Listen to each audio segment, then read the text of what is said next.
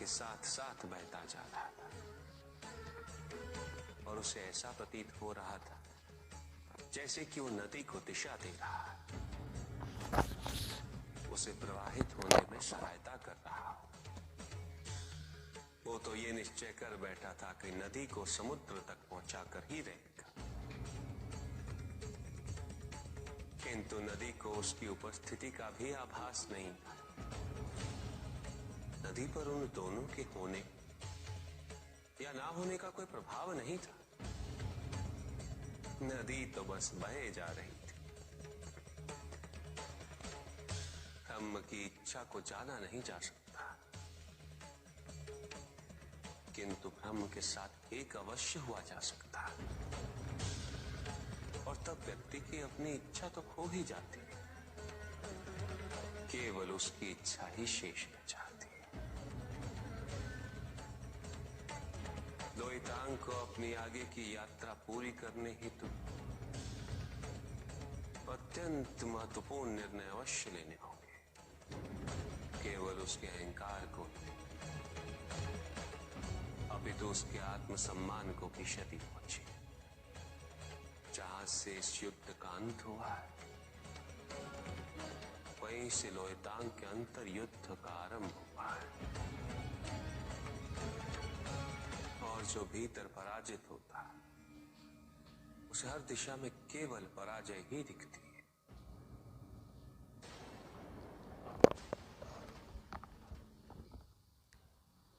एक प्रश्न पूछ सकता हूं? अवश्य ऋषि कश्यप। जहां प्रश्न नहीं वहां जिज्ञासा नहीं,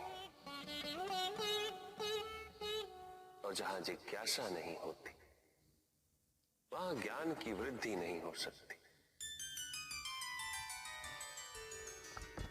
निसंकोच होकर पूछिए। प्रभु, आप तो कालोपरी हैं, सर्वज्ञ हैं, त्रिकालदर्शी हैं। चारों ओर ये जो अज्ञान का अंधकार फैल रहा है, उसमें ज्ञान का मूल अर्थ कहीं ना कहीं खोता जा रहा। मेरा आपसे विनम्र निवेदन है प्रभु, किसी अन्य विषय पर चर्चा आरंभ करने से पूर्व हमारे और इस समस्त संसार के कल्याण और मार्गदर्शन हेतु आप ज्ञान की मूल परिभाषा से एक बार हमें पुनः अवगत करवाएं। ज्ञान और अज्ञान की परिभाषा को स्पष्ट रूप से समझने के लिए ज्ञान और अज्ञान की विशेषताओं का स्मरण करना आवश्यक है।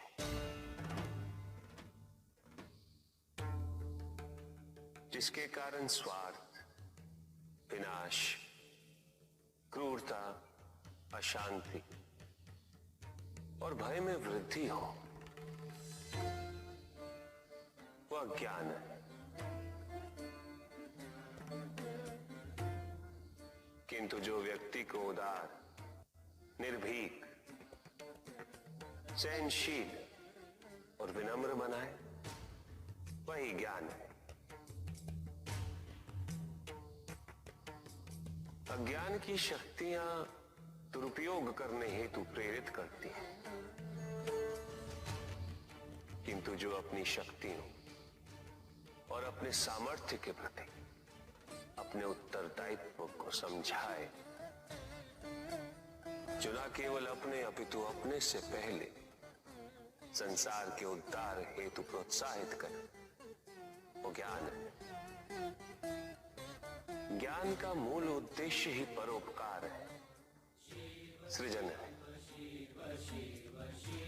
दूसरों की भावनाओं को समझना, उनका आदर करना, यही ज्ञान है।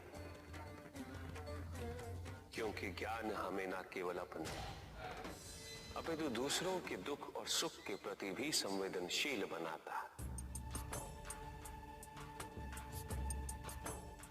किंतु जो दूसरों की भावनाओं का अनादर करे,